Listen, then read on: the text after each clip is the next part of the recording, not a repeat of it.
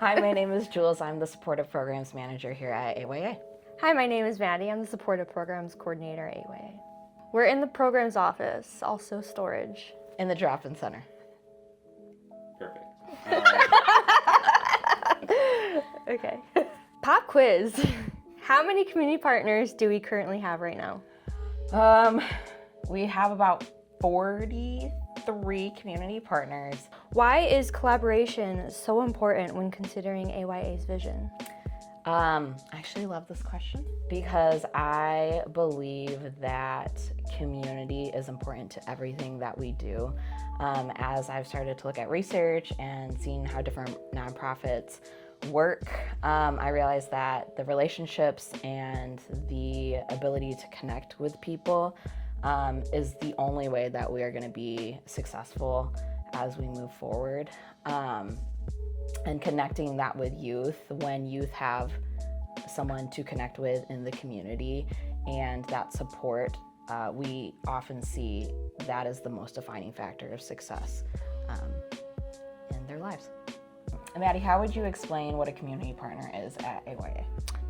Good question. Well, at AYA, we don't like to reinvent the wheel because there are so many great resources out there and people already doing the work. So we invite people in the community that are doing the work to come to our drop-in center to meet with our youth.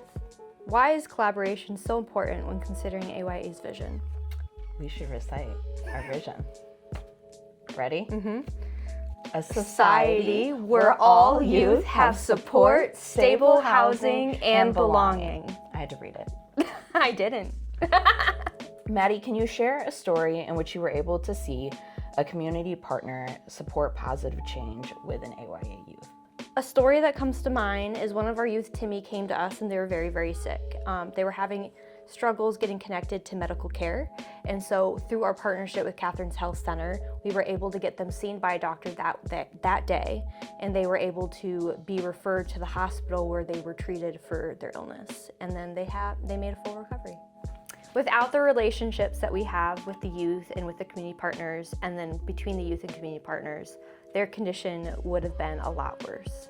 This year-end appeal, we're asking everyone, why AYA? Can you answer this question for yourself?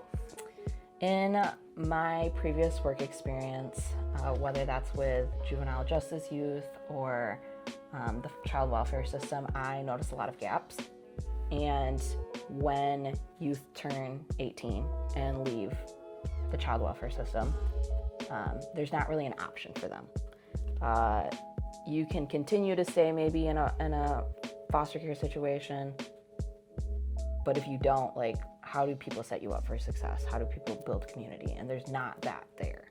And that is kind of what drew me to AYA, is being able to fill in those gaps of when youth are 18 and they're now an adult, what community can be built for them? What resources can there be for them?